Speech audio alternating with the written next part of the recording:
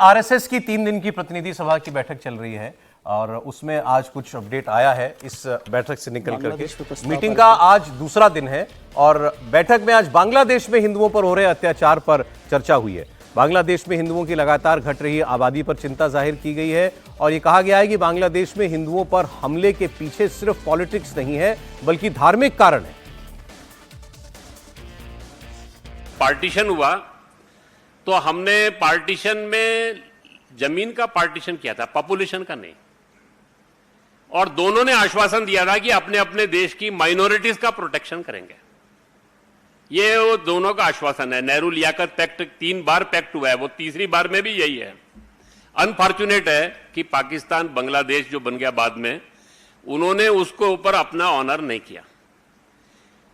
वो जो वहां का हिंदू समाज है वो हमारी रिस्पॉन्सिबिलिटी है, हम उससे बच नहीं सकते।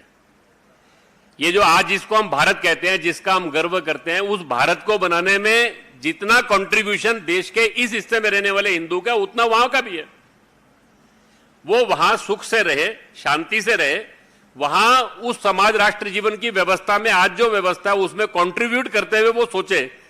लेकिन अगर कल को उसको कुछ भी कठिनाई होगी, कुछ भी कष्ट होगा, तो हम अपनी जिम्मेदारी से पीछे नहीं हट सकते। अरुण कुमार जी हैं सह सरकार वाले, सह सरकार। उन्होंने जो बात कही बांग्लादेश में हिंदुओं के परिप्रेक्ष्य में उसकी चर्चा करनी चाहिए हमको, वो नेहरू लियाकत पैक्ट की बात कर रहे थे। इसका थोड़ा हिस्टोरिकल पर्सपेक्टिव देखना चाहिए।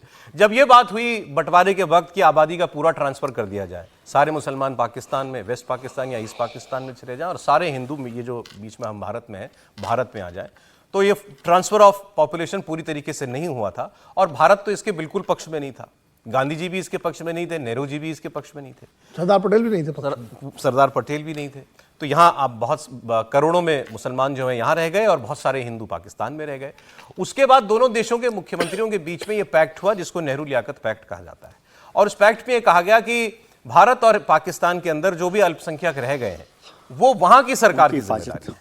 उनकी सुरक्षा करना, उनकी आबादी ना घटे, वो फले फूलें, वो आज़ादी के साथ रह सकें, अपने तीज त्योहार मना सकें, अपनी धर्म को एक्सप्रेस कर सकें, इसका जिम्मा वहां की सरकार का है। तो वही अरुण कुमार जी कह रहे थे कि ये भारत ने तो निभाया लेकिन ये पाकिस्तान ने नहीं निभाया, इसीलिए बांग्लादेश के हिंदू हमारी जिम्मेदारी है। तो अब सवाल उठता है वो हमारी जिम्मेदारी है तो इसमें कर क्या सकते हैं विनोद जी?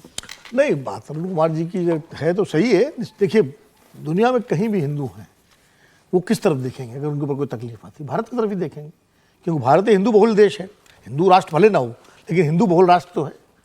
तो और ये हिस्से तो ऐसे हैं बांग्लादेश और पाकिस्तान के, जो भारत के ही हिस्से रहे हैं आज से 47 से पहले, तो एक सांस्कृतिक और हर तरह का एक लगाव भी सामाजिक वो है।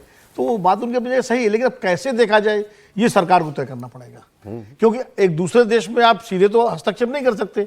अरे हम लोग जब प्रतिनिधि सभा की बात का डिबेट हम कर रहे थे बीजेपी आरएसएस के रिश्तों का, तो आप लोगों ने कहा था निर्देश जैसा ही होता है, जो यहां से निकलता है वो पॉलिसी लाइन हो जाती है। पॉलिसी लाइन बीजेपी के लिए पॉलिसी लाइन बड़ी क्लियर हो गई कि वहां के हिंदू आपकी जिम्मेदारी है, आप कुछ कीजिए। भाई, आप सीए लाए कानून तो उसके पीछे भी तो यही भावना है कि जो प्रताड़ित हिंदू हैं वो यहाँ आ सकते हैं अगर उनको, लेकिन इसका एक रिस्क ये भी है कि सभी चले जाएंगे तो वहां जो कुछ बचे हैं वो भी खत्म हो जाएंगे। ये तो बहुत लोग कहते ही हैं कि भाई दुनिया भर जो भी जितने भी तो बांग्लादेश में या पाकिस्तान में बजाय सारे यहाँ आए, बेहतर ये हो कि दबाव ऐसा बने बांग्लादेश और पाकिस्तान पर अंतर्राष्ट्रीय स्तर का कि वो अपने दबाव कितना बन रहा है ये तो नहीं पता, लेकिन बाध्य हो। ये खबरें जरूर चल रही हैं कि 2 बार मोहम्मद यूनुस की सरकार बांग्लादेश की वो मोदी जी से मीटिंग का समय मांग चुकी है। भारत ने अभी तक उनसे मुलाकात का समय उनको नहीं दिया है। त्रिपाठी जी, देखिए, पहली बात तो ये कि संघ मूल रूप से हिंदू संगठन है।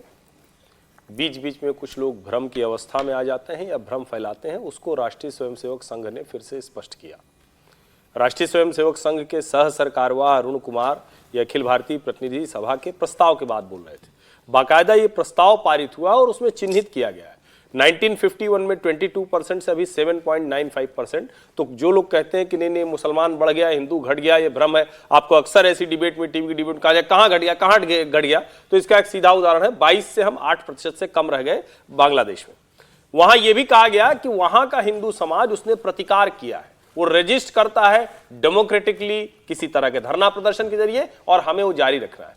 उस प्रस्ताव में यह भी कहा गया है कि दुनिया भर के जो हिंदू संगठन है उन्होंने आवाज इस मामले में उठाई, हम भी उठाएंगे। सरकार ने भी ये बात कही, भारत सरकार की बात उन्होंने की है, और इसको और आगे बढ़ाएंगे। उसके आगे वो कहते हैं कि यूनाइटेड नेशंस और दूसरे जो ग्लोबल ऑर्गेनाइजेशन है उन पर भी ये दबाव बनाना पड़ेगा कि वो वहां हिंदुओं की चिंता करे, हिंदुओं की सुरक्षा करे। प्रतिनिधि सभा का ये सबसे महत्वपूर्ण और बड़ा प्रस्ताव। अब देखिए सरकार इस पर क्या करती है।